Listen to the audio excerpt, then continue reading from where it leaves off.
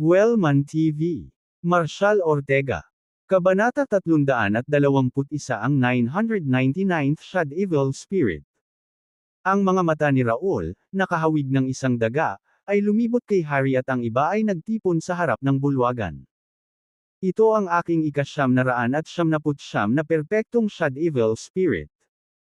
Kapag natapos ang gabing ito, makakamit ko ang pinakamataas na antas ng Nethervale Arts gamit ang Shad Evil Peel na ginawa mula sa katawan na ito. Hahaha. Masayang itinaas ni Raul ang kanyang mga braso at humagalpak sa tawa. Nang mga sandaling iyon ay tumindig ang magulo niyang buhok. Mabilis na na-distort ang maladaga niyang mukha sa isang nakakaligalig na ekspresyon. Ang kanyang dalawang mapupungay na mata ay lumuwa mula sa kanilang mga saksakan. Ang kakilakilabot na tanawing ito ay pumuno kay Harry at sa mga disipulo ng Poison King sect ng Syndic, na nagpamilit sa kanila sa lupa. Ang Nethervale Arts Grandmaster na dating nang ibabaw sa Southeast Orientia Martial Arts ay lumitaw na ngayon bilang kakaiba bilang isang tusong daga. Bilasan mo iakyat mo si Rosalie dito. Bumangon si Harry mula sa lupa at kinawayan ang nanginginig na mga disipulo ng Poison King sect na nakahandusay pa rin sa lupa. Hindi nagtagal, isang malaking golden birdcage ang dinala sa bulwagan ng 10 disipulo ng Poison King sect. Ang hola ay binalutan ng isang piraso ng gintong tela. Ang loob ng hola ay ganap na lingid sa paningin. Lumapit si Harry kay Raul nang may paggalang, sinabing, Master Raul, dumating na ang 999th Shad Evil Spirit. Unti-unting bumangon si Raul, bumalik sa kanyang dating sarili. Ang mga mata niyang parang daga ay kumikinang sa tindi. Sa isang ngiti, ang kanyang balingkinitang frame ay kumari papatungo sa kulungan ng ibon na parang isang iglap. 30 disipulo ng Poison King sect ay mabilis na pinalibutan si Raul gamit ang gintong hola, na nakulong siya sa gitna. Huminga ng malalim si Raul, umupo sa isang cross-legged na posisyon sa harap ng hola, binibigkas ang mga kakaibang spell. Pagkalipas ng 2 minuto, isang kalabog na ingay ang umalangaw sa tahimik na bulwagan. Ang gintong tel ang nakatikip sa kulungan ng ibon ay biglang nabasag sa mga pira-piraso. Ang makinang na liwanag ang nagpapaliwanag sa gintong kulungan ng ibon. Sa loob, isang dalaga ang nakaupo na nakapikit, walang malay. Rosalak ang babaeng ito. Binuksan ni Raul ang kanyang mga mata. Ang kanyang maliwanag na tingin ay kumikinang sa sigla habang sinusuri ang katawan ni Rosalie. Tapos humagalpak siya ng tawa, dahilan para manginig ang mga chandelier sa hall. Hahaha, fantastic! Ito ang Shad Evil Spirit na hinahanap ko para gawing peel ko. Habang nagsasalita siya, hinampas ni Raul ang lupa, dahilan para lumipad sa hangin ang panlabas na takip ng Golden Birdcage. Itinaas niya ang mabalahibong kamay at ipinatong sa ulo ni Rosalie. Nagsimulang umikot ang mga sulok ng puting usok mula sa maitim niyang buhok. Sa isang iglap, ang mga mata ni Rosalie. Nanlaki ang mga mata. Sa pagkabigla. Nasaan? Nasaan ako? Tanong niya, lumilingon sa paligid para hanapin ang isang pamilyar na mukha. Ang hindi pamilyar na mga mukha at paligid ay natakot sa kanya, am I dead? Tumawa ng malakas si Raul, you're very much alive. Isang malabong boses ang umalangaw mula sa itaas ni Rosalie. Nang makita ang maladaga na mukha ni Raul, napahiyaw siya sa takot. Napangisi ang mga labi ni Raul, pero sa lalong madaling panahon, babangon ka at magiging bahagi ng aking tunay na diwa. Anong gagawin mo? Tanong ni Rosalie na puno ng luha ang mga mata. Tinitigan siya ni Raul na parang biktima niya. Gagawin kitang maliit na tableta para maibalik ang aking tunay na diwa. Bata, ito ang iyong maswerteng araw. Anong ibig mong sabihin gagawin mo akong tableta? Lalong tumindi ang takot ni Rosalie. Humakbang si Harry at sumagot, ibig sabihin, dadayuhin ka ni Master. Kukunin ni Master ang Shad Evil Essence mula sa iyong katawan, ibabalik ang kanyang tunay na diwa, at reformahin ang kanyang katawan. Ano? Natanto ni Rosalie ang implikasyon. Nakarinig na siya ng mga kwento tungkol sa paglikha ng mga tabletas sa mga alamat noon. Kabilang dito ang paglalagay ng mga sangkap ng tableta tulad ng mga halamang gamot sa isang panggamot na likido o apoy upang pinuhin at lumikha ng mga tabletas. Nagkaroon din ng paraan kung saan kakainin ng mga kasuklam-suklam na alchemist ang bone marrow at dugo ng. Sa madaling salita, kung mapupunta siya sa mga kamay ng mga taong ito ngayon, mas magiging kakilakilabot ang kanyang kapalaran. Hinarap niya ang dalawang kakilakilabot na kapalaran, ang ganap na pinatuyo ng halimaw na parang daga sa kanyang harapan o ang pagharap sa isang maapoy na pagkamatay. Buong lakas na lumaban si Rosalie. Gayunpaman, ang bawat pulgada sa kanya ay pinipigilan na parang nakakapit ng malalakas na lubad, na nag-iiwan sa kanya na walang lakas na makatakas. Sindak ang dumaan sa kanya. Sa sandaling iyon, naramdaman niya ang kamay ng demonyo sa kanyang ulo, na inilabas ang kanyang dugo, kakanyahan, at utak. Isang matinding kirot ang bumalot sa kanyang ulo. Pakiramdam niya ay pagod siya na para bang lahat ng lakas niya ay naubos. Sa kanyang takot, isang anino ang kumikislap sa kanyang paningin. Marshall, nasaan ka? Walang pag-asa siyang sumigaw. Naunawaan ni Rosalie na walang kabuluhan ang kanyang pagsusumamo. Gayunpaman, inaasam niyang makaharap si Marshall sa kanya. Sino ka? Itinigil ni Raul ang kanyang pagsuso at nagtanong. Ako ang wawakasan ng buhay mo. Malamig na deklare ni Marshall, itinuro ang daliri kay Raul. Sa isang iglap, ang 5 disipulo ng Poison King sect ay bumagsak sa lupa. Napanganga si Rosalie na hindi makapaniwala, ikaw ba talaga si Marshall? O ilusyon ko lang ito? Bahagyang ngumiti si Marshall, tama ka. This is not an illusion. Hoy, sino ka sa tingin mo? Maingat na tanong ni Raul, naramdaman ang malakas na presensya ng bagong dating. Hindi ikaw. Karapat-dapat malaman. Halimaw ka. Mahinang nguya ni Marshall, hinayla si Rosalie papunta sa kanya. Ang munting figure ni Raul ay agad na pumulupot sa likod ni Marshall. Mahahaba at matutulis na mga kuko ang umaabot sa isang talampakan, na parang kidlat na tumatakbo patungo sa likuran ni Marshall. Isang malamig na liwanag ang lumitaw. Tuluyan nang naputol ang matalas na mga daliri ni Raul. Nagpakawala ng hiyaw na parang sulok na daga, bumalik siya sa kanyang tunay na anyo, namumula, sinira mo ang 30 taon kong pagkabisado sa five-finger sword. Babayaran kita. Minsan ay halos 5 talampakan, biglang lumaki si Raul sa mahigit 6 na talampakan ang taas. Hawak ang isang mahabang espada sa kamay, tinutukan niya ng diretso ang tuktok ng ulo ni Marshall. Kabanata 322 Mr. Ortega, bibisitahin kita. Inangat ni Rosalie ang kanyang tingin at nakitang nakababahala ang espada, nanginginig ang buong katawan sa takot. Sa susunod na sandali, pinaikit niya ang kanyang mga mata at sumigaw, inilagay ang lahat ng kanyang lakas sa pagtulak kay Marshall. Sa tabi. Ngunit sa halip na siya ay gumalaw, siya ay pinalipad pabalik, lumapag ng 2 yarda ang layo. Marshall! Desperadong tawag niya, habang nakatingin ang espada sa ulo ni Marshall. Umiling si Marshall sabay ngisi. So ito dapat ang Nethervale Arts Grandmaster. Pathetic. Dumating ang isa pang flash ng malamig na liwanag. Ang mahahabang binti ni Raul ay hiniwa sa kalagitnaan, naiwan siya sa lupa. Hindi kumikilos.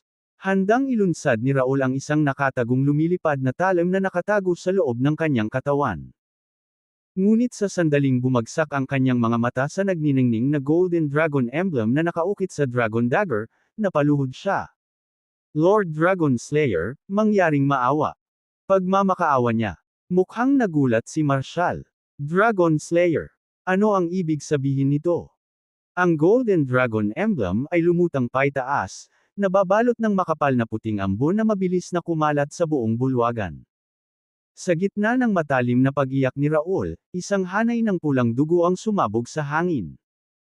Sa loob ng ilang segundo, ang puting ambon ay ganap na naglaho, na iniwan ang bulwagan na parang hindi ginalaw ng alinman sa kaguluhan. Tahimik ang napakalaking bulwagan ng tennis court, kaya't kahit kaunting tunog ay maririnig. Walang nakaintindi sa nangyari. Napaupo si Rosalie sa sahig sa gulat, lubos na naguguluhan. Nitong mga nakaraang araw, ang mga pangyayaring pinagdaanan niya, sunod-sunod, ay higit na nalampasan ang anumang bagay sa mundong dati niyang nakilala. Mga kwento ng mga sekta, mga master ng Nethervale Arts, Alchemy ito ay mga kwento mula sa mga mito, hindi katotohanan, ngunit narito, nangyayari sa kanya. Napatingin siya kay Raul, na kanina ay tila banta, na ngayon ay nakahandusay sa sahig na parang isang lantang papel. Matagal nang nagtatanong si Rosalie kung siya ay tunay na buhay o kung siya ay nakararanas lamang ng isang sandali pagkatapos ng kamatayan. Parang isang matangkad na panaginip ang lahat. Paano maaaring maging isang bagay na kahawig ng isang pirasong papel ang isang buhay na nilalang? Bigla siyang binalot ng dilim, at nawalan siya ng malay. Ayaw ni Marshall na makita niya ang kahindik-hindik na eksenang malapit nang mangyari. Naghahanda siya para sa isang pagpatay na rumble. Pagkatapos ay humarap siya kay Harry, nag-aalab ang galit sa kanyang mga mata. Hayop ka! Sa Marshall Society, itinataguyod natin ang karangalan. Hindi natin sinasaktan ang mga inosente.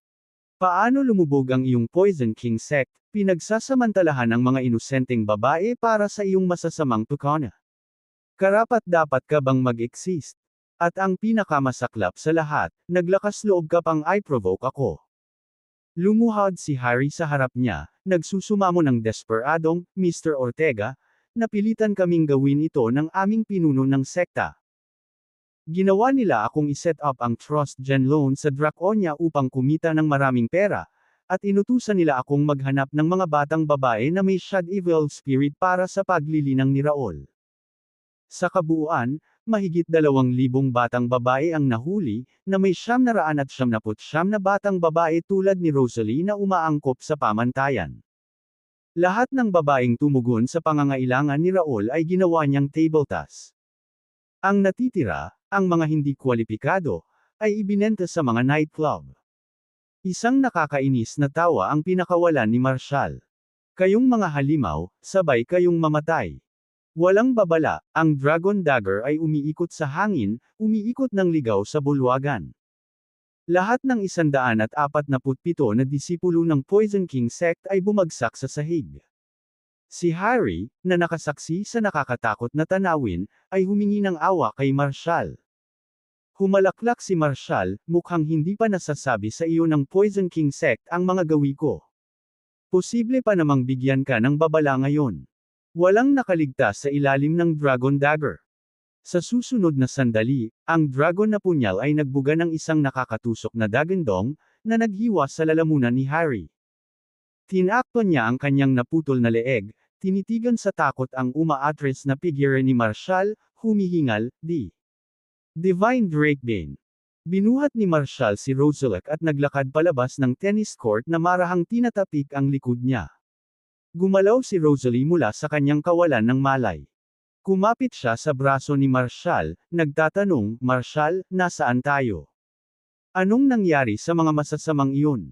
Huwag kang mag-alala. Sagot ni Marshall habang pinababa siya. Tapos na ang lahat. Sandali lang. Kailangan kong tumawag.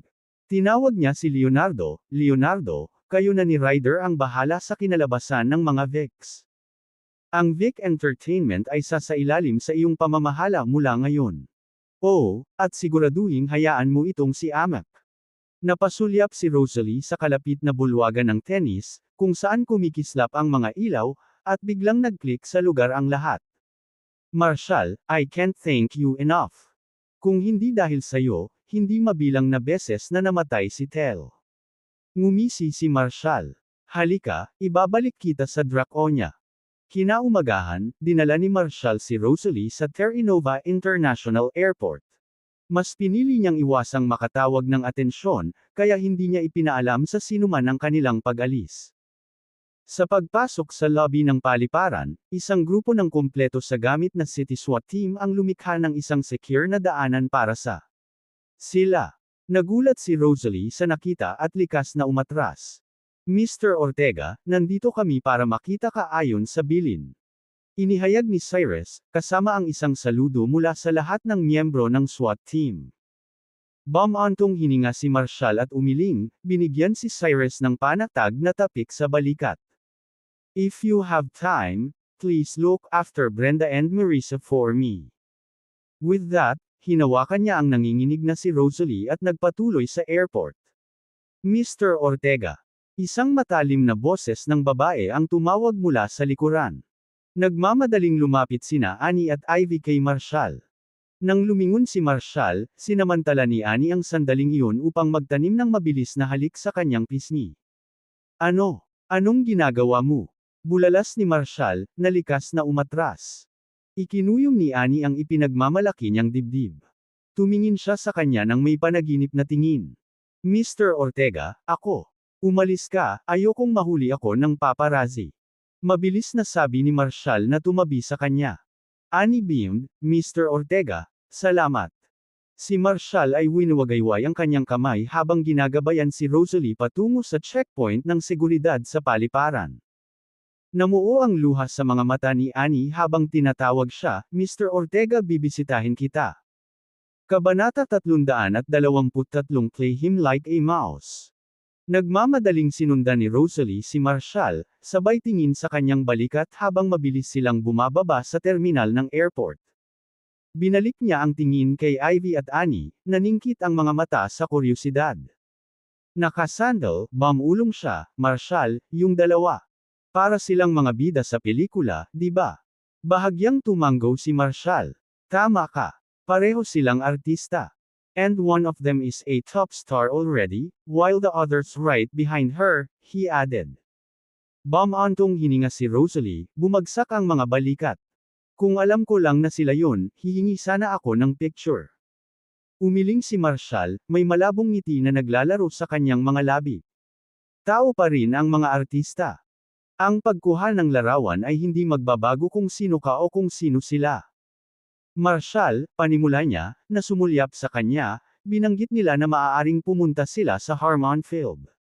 Pwede mo bang ipaalam sa akin kung pupunta sila? Gusto kong magpa-picture kasama sila. Humalaklak si Marshall. Sure. Pagdating nila, I'll make sure they treat you to dinner too. Marshall, masyado kang mabait. Bulong ni Rosalie, nakahawak sa braso niya habang naglalakad sila. Kami ng pamilya ko. Utang ang lahat sa iyo. Hindi ko alam kung paano kita masusuklian. You don't need to repay me, malumanay niyang sagot. Magsumikap ka lang at bumuo ng isang buhay na ipinagmamalaki mo. Tayo. Nang makasakay na sila sa eroplano, nilibot ng mga mata ni Rosalie ang paligid, puno ng pagkamangha. Marshall, first time kong sumakay ng eroplano. Samandal si Marshall sa kanyang upuan. Pagkatapos ay lasapin ang bawat sandali nito. Biglang isang matinis na boses ang bumasag sa sandali. Ibaba mo yan. Tumahol ang isang air marshal. This is a public space, patuloy niya, nakatingin sa kanila ng singkit na mga mata. Nagkaroon kami ng patuloy na mga reklamo sa mga internasyonal na flight tungkol sa mga pasahero ng Draconian na nakakagambala sa iba sa kanilang kawalan ng paggalang. Tumangala si Marshall, nakilala kaagad ang opisyal na si Ashley, ang kapareho niyang nakatagpo sa huling paglipad niya sa Terra Nova. Nang hindi siya binigyan ng pangalawang tingin, nilingan ni Marshall si Rosalie, mababa ang tono nito. May mga taong nagkukunwaring marangal habang nabubulok sa loob. Kung nasa ibang lugar tayo, natanggal ko na agad ang katangahan niyan. Tinakpan ni Rosalie ang bibig, nagpipigil ng tawa habang sinulyapan si Ashley. Nakikita niyang kinukutya ni Marshall si Ashley. Namula ang mukha ni Ashley sa galit, malinaw na naunawaan ang pang-iinsulto ni Marshall. Bumangon ka. Sambit niya. Sa palagay ko ay nagkikimkam ka ng marahas na intensyon. Sasama ka sa akin sa istasyon ng flight attendant para sa buong pagsisiyasat. Mahina ang tawa ni Marshall, delikado. So, sa tingin mo ang isang maliit na utos mula sa iyo ay magpapatayo sa akin. Samandal siya, humiga ng mas malalim sa kanyang upuan, hindi natitinag ang kanyang tingin. Let's be clear. Kung naghahanap ka ng dahilan para i-provoke ako, hindi kita hahayaang yamakap sa akin ng hindi nakacheck. Ashley, tama na. Matinding pinutol ng boses ni Allison ang tensyon, at sapat na iyon para patahimikin si Ashley. Lumingon siya, nakalok ang mga mata kay Marshall, isang kisap mata ng sorpresa ang sandaling lumiwanag sa kanyang mukha bago niya ito itago. Hindi niya inaasahan na makikita siya sa flight na ito pabalik sa Draconia. Her tone turned resolute. Ashley, this is beyond acceptable conduct toward a passenger. Push this any further, and I'll have no choice but to call the captain.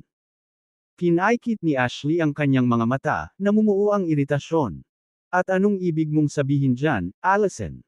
Ako ang may pananagutan sa kaligtasan ng lahat ng pasahero dito. Napatingin siya sa direksyon ni Marshall. Last time na lumipad siya sa amin, 4 na demberoan ang nauwi sa Bugbog. I'm only doing my job. Alam na alam ni Allison kung sino si Marshall, alam ang bigat ng mga koneksyon na maaari niyang ibagsak kung pipiliin niya. Ang tanging dahilan kung bakit nakatayo pa rin doon si Ashley ay dahil hindi pa napagpasyahan ni Marshall na gawin itong isang bagay na mahalaga. Maaaring masira ng impluwensya ni Marshall ang karera ni Ashley bago pa niya malaman kung ano ang tumama sa kanya. At isang opisyal na reklamo. Mag-iimbita ito ng buong pagsisiyasat, na may mabigat na gastos kung pipilitin ito ni Marshall. Bumantong hininga siya, inayos si Ashley na may bakal na tingin. Ito ang babala mo. Kung papalakihin mo ang sitwasyong ito, ang kahihinatnan ay hindi magiging isang bagay na maaari mong ipagkibit balikat. Ang tingin ni Marshall. Lumipat sa pagitan nila, ang kanyang tono ay malamig at nag-uutos. Ngayon, iminumungkahi ko sa inyong dalawa na lumayo at payagan akong masiyahan sa aking paglipad ng payapa. Anumang mga pagkagambala, at personal ko itong sasagutin sa inyong kapitan. Naramdaman ni Ashley ang tensyon, naramdaman ang bigat ng presensya ni Marshall, at saglit na nawala ang kanyang ekspresyon. Alam niya ang panganib na tumakbo siya kung pipiliin ni Marshall na makipag-usap sa kapitan. Siya ay mag-grounded on the spot, ang kanyang buong karera ay sasailalim sa masusing pagsisiyasat, maaaring masira pa sa ilalim ng mga multa na maaaring sumunod. Sa isang malamig at matagal na tingin, nagsalita si Ashley sa pamamagitan ng pag-igting ng mga ngipin. Naka-base ka sa labas ng Harmonfield, tama. Hindi mabasa ang ekspresyon ni Marshall. Tama. Harmonfield, Eastvale Development Group. Alam mo, saan ako hahanapin? Napawi ang bibig ni Ashley sa isang masikip, mapanuksong ngiti. Good. I'll be sure na bibisitahin kita. Pagkatapos ay lumingon siya, ang kanyang pagkadismaya ay malinaw sa bawat tensyon na hakbang habang siya ay sumusulpot pabalik sa istasyon ng mga flight attendant. Pinagmamasdan siya ni Allison, na sinulyapan ng huling sulyap kay Marshall bago siya sumunod, nawala sa aisle ng walang ibang salita. I'm warning you, Ashley, sabi ni Allison, matigas ang tono nito. Patuloy mong itinutulak ang mga pasaherong ganito, at hindi ako magdadalawang isip na dalhin ito sa kapitan. Ibinagsak ni Ashley ang kanyang notebook sa mesa, galit na sumisikat sa kanyang mga mata. Oh, please, Allison. Nahulog ka na ba talaga sa makinis na batang lalaking iyon? Ngumisi siya, umiling-iling. Nakita mo mismo noong isang araw sinundo siya ng isang mayamang matandang babae. Isa lang siyang freeloader, nakikisakay sa barya ng iba. At nahuli mo pa siya. Nasaan ang dignidad mo? Kurba ang mga labi ni Allison sa isang matalim at malamig na ngiti. Siguro mas dapat kang mag-alala sa sarili mong dignidad, Ashley. At baka sa trabaho mo. Huminto siya, hamina ang boses habang nakatitig sa kanya, kunin mo ang payo ko at umiwas sa kanya. Ipagpatuloy mo ito, at ikaw ang magbabayad. Kabanata 324 na Maliit na Mundo. Sa buong flight, nakakita si Allison ng mga dahilan upang bisitahin ang upuan ni Marshall, sa bawat oras na nagdadala ng bago isang tasa ng tsaa, isang plato ng prutas, kahit isang dagdag na kumot kapag naisip niyang maaaring kailanganin niya ito. Nagsimulang makapansin ang mga pasahero sa kanilang paligid, ang kanilang mga tingin ay naging bulungan. Ang atensyon ni Allison kay Marshall ay hindi mapag-aalinlanganan, isang pagpapakita na nagpapaiba sa kanya sa karaniwang pagiging aloof ng mga tripulante. Hindi nagtagal, bumangon ang pagkadismaya sa loob ng cabin. Ang ilang mga pasahero ay lumipat sa kanilang mga upuan, nagbubulungan ng mga reklamo tungkol sa maliwanag na paboritismo. Isang lalaki ang bumaling sa isang flight attendant at nagtanong, na may higit sa kaunting pag-usisa, boyfriend ba siya o ano? Ibinahagi ni Allison ang bawat komento at pinakalma ang bawat matalim na tingin ng may kadaliang pag-iwas sa mga alalahanin at pinapatay ang maliliit na apoy habang umuusbong ang mga ito. Pagkatapos ng mga taon sa ere, alam niya ng eksakto kung paano haharapin ang mga reklamo. At gayunpaman, ngayon, kahit na siya ay nakaramdam ng kaba, hindi likas sa kanya ang kumilos ng ganito. Bakit niya ginawa ito? Sa kaibuturan, alam ni Allison ang sagot. Nais niyang burahin ang anumang sama ng loob na maaaring itago pa ni Marshall sa kanya. Naalala niya ng husto ang huling paglipad, nang hinayaan niyang masira ang tingin niya kay Marshall sa mga salita ni Ashley. Hinuhusgahan niya siya, sa pag-aakalang siya ay higit pa sa isang lalaking may koneksyon kay Stephanie, ang matandang babae na nakilala niya. Siya ay, para sa isang maikling sandali, dismiss sa kanya bilang ilang maswerteng playboy. Ngunit ipinakita sa kanya ni Terry Nova ang katotohanan. Si Marshall ay higit pa sa kanyang hitsura, isang tao na ang tahimik na impluwensya ay umaabot sa malayo at ang pasensya ay may limitasyon. Si Ashley, kasama ang maliit na posisyon ng kanyang ama sa pamahalaan ng Harmonfield, ay walang ideya kung sino ang kanyang pinupukaw. Kung sinubukan man ni Ashley ang anumang bagay laban kay Marshall sa Harmonfield, mabubunyag lamang niya ang sarili niyang kalokohan. Si Marshall ay mapahamak sa kanya ng halos isang salita, at ang katamtamang impluwensya ng kanyang ama ay hindi sapat upang iligtas siya. Siya ay halos walang kaalam-alam gaya ng mga mapagmahal na kaluluwa sa Terry Nova na tumawid kay Marshall at nagbayad ng mahal para dito. Sa mundong ito, maraming indibidwal ang labis na nagpapahalaga sa kanilang kahalagahan, bulag sa kahihiyan na naghihintay sa hinaharap. Natitiyak ni Allison na kapag nakarating na sila sa Harmonfield, patuloy nakakapit si Ashley sa maling akala na ang katamtamang tungkulin ng kanyang ama sa gobyerno ay nagbigay sa kanya ng karapatang manguna sa isang tulad ni Marshall o maghayganti. Ang mismong ideya ay katawa-tawa. Kung tatahakin ni Ashley ang ganoong kurso, tiyak na masusumpungan niya ang kanyang sarili sa gulo. Marahil ay kaladkarin niya ang kanyang ama kasama niya sa proseso. Napansin ni Rosalie ang paulit-ulit na pagkaasikaso ni Allison kay Marshall.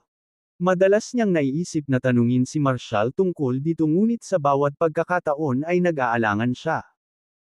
Pagkarating lang ni Allison sa ika-10 pagkakataon, sa pagkakataong ito ay may bitbit na maliit na bag ng mga makukulay na fruit candies, bumulong si Rosalie, Marshall, sa tingin mo ba may crush sa'yo ang flight attendant na yun?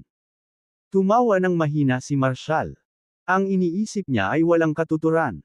Kung hinahangaan niya ako, hindi niya ako gusto, o hinahamak ako ay walang ibig sabihin. Ang mga mata ni Rosalie ay kumikinang sa mapaglarong kuryosidad. Tara, Marshall. Siya ay kaakit-akit. Umiling siya. Ang kagandahan niya ay concern niya, hindi sa akin. Let's drop the subject. Nakuha ko.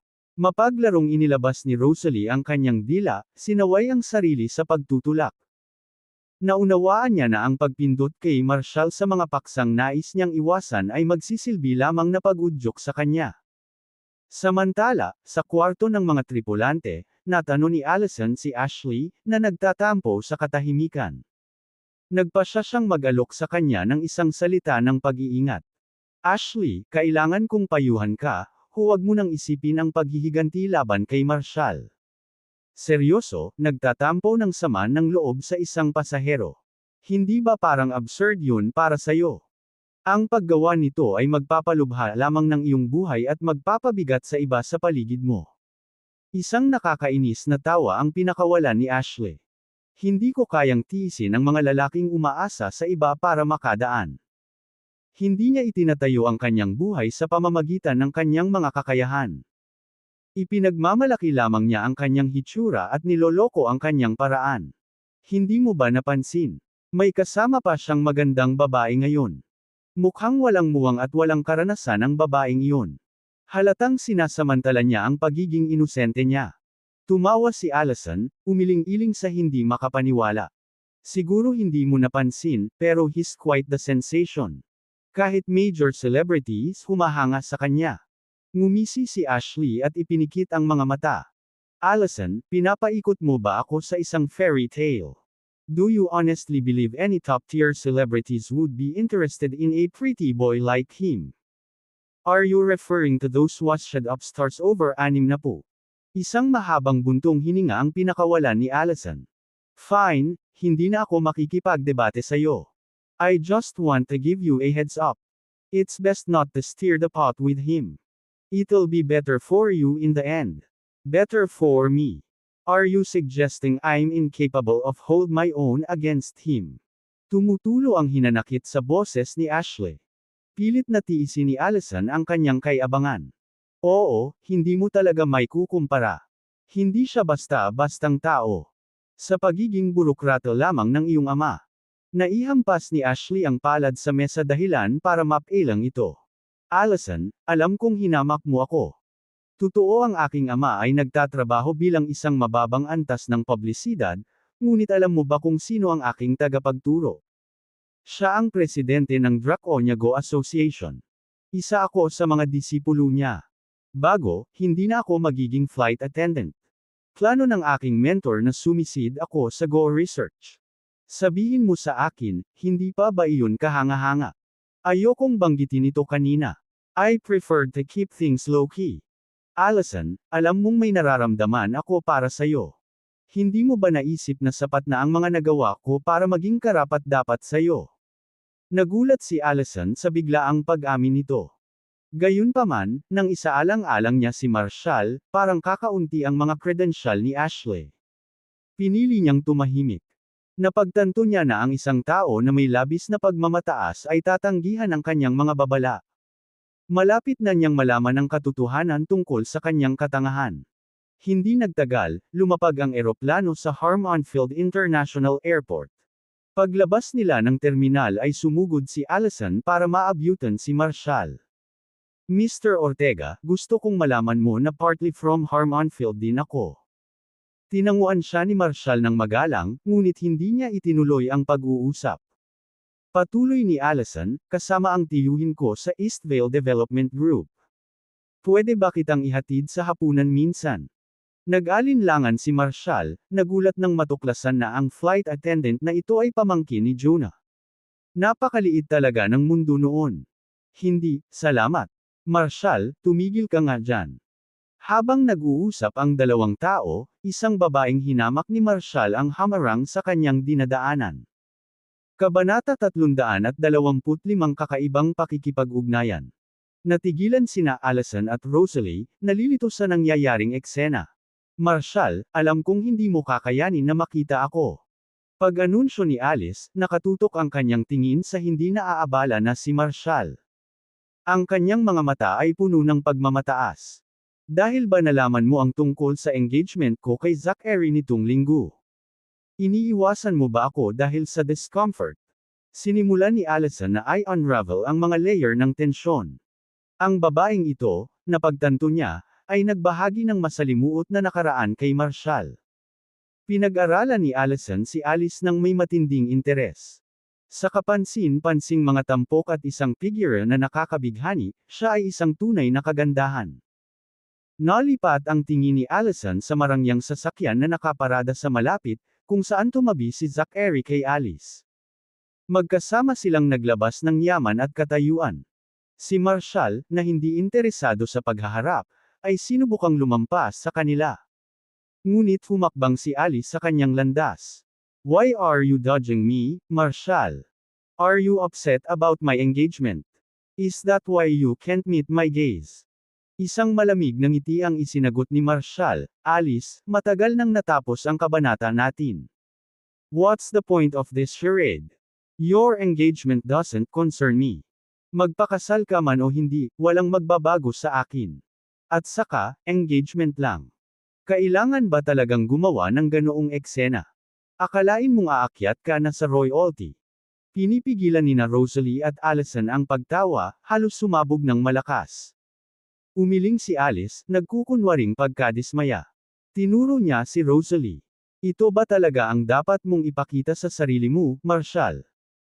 Ang pagdadala sa hamak na babaeng ito sa mga paglalakbay, ang lokohin siya sa kanyang pera ay dapat na medyo simple, tama. Mabilis na pumasok si Rosalie. Ms. Miller, mali ang pagkakaintindi mo. It's not what you think. Marshall saved me. But Marshall cut her off. There's no need to explain yourself to her. Humalaklak si Alice, ang kanyang ngiti ay tumutulo sa paghamak. Tama ka. You two make a great pair. Congratulations. Naramdaman ni Rosalie ang pag-init ng kanyang mga pisngi, nananabik na magpaliwanag. Ngunit nang masilayan niya ang walang kupas na kalmado ni Marshall, nawala ang kanyang mga salita.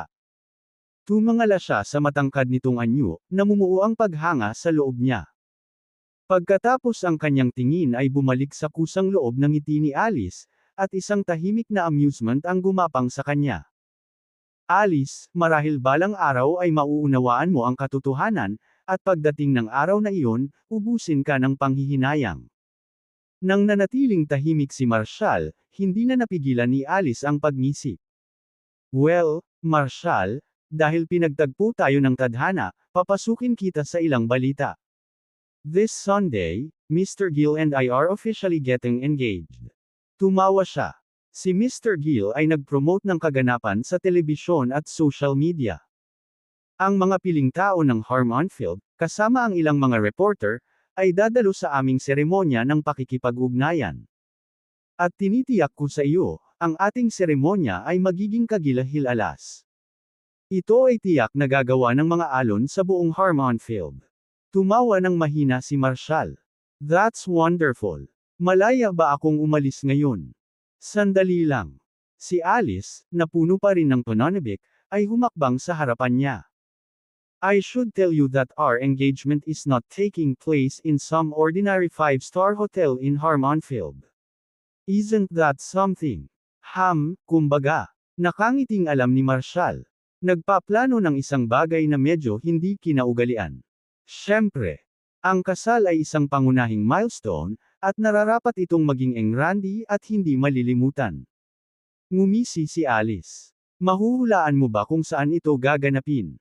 Nagkunwaring malalim ang iniisip ni Marshall. Let me think. Are you planning a ceremony beneath a bridge? Paft. Pilit na pinipigilan nina Allison at Rosalie ang kanilang pagtawa. Ano? Anong sinasabi mo? Napabalikwas si Alice, nag-aalab ang kanyang inis. Nagkibit balikat si Marshall. Di ba sabi mo hindi ka gumagamit ng hotel? Kung wala ito sa ilalim ng tulay, saan kaya ito? Nanunuya si Alice, isang mapagmataas na tawa ang kumawala sa kanyang mga labi. Ang mga taong tulad mo, na may ganitong makitid na pag-iisip, ay maaari lamang mag-isip ng mga makamundong ideya. Allow me to enlighten you. I'm hosting the ceremony at a villa estate. At hindi lang sa anumang villa. Ito ay Villa 1 Nanogram Donspire Heights Estates, ang pinakamagarang lokasyon sa Harm On-Field. Napataas ang kilay ni Marshall sa gulat. Sa lugar ko. Sa lugar mo. Humagalpak ng tawa si Alice. You live at Villa 1 of Donspire Heights Estates. You must be joking. Umiling si Marshall. Imposible. Imposible lang yun. Ngumisi si Alice. Sa iyong limitadong pagtingin, hindi nakakagulat na sa tingin mo ay imposible. Narito, tingnan mo ito. Itinulak niya ang isang imbitasyon kay Marshall. Nagkibit balikat lang si Marshall. You can keep that. I don't have time for your theatrics. Maaari kang pumunta sa impyerno. Paano posibleng maging host ang aking villa sa seremonya ng iyong pakikipag-ugnayan? Isang mahinang tawa ang pinakawalan ni Zachary. Marshall, Alice is being completely honest. Nandito kami para sunduin ang tiyahin ko at ang pamilya niya para sa engagement namin sa villa. Marshall, sa Villa 1 talaga ang seremonya. Hindi magsisinungaling si Alice sa iyo. Sinalubong ni Marshall ang kanilang mga tingin na may panay na ekspresyon. Well, that villa is my home. I have no reason to lie to you, either. Maya-maya lang, lumapit si Ashley, kumikinang ang mga mata sa kuryosidad. Zachary, Ms. Miller, sino ang gusto mong makita? Kinamayan ni Zachary si Ashley. Nandito kami para sunduin si tita. This Sunday marks the day of my engagement to Alice. If you're not flying, you should come and celebrate with us. Lumingon si Ashley kay Allison, nakakahawa ang sigla niya. That sounds wonderful. Zachary, saan ba talaga nagaganap ang engagement? Sinulyapan ni Zachary si Marshall bago tumugon ng may pagmamalaki, "We're holding the ceremony at Villa 1 of Donspire Heights Estates."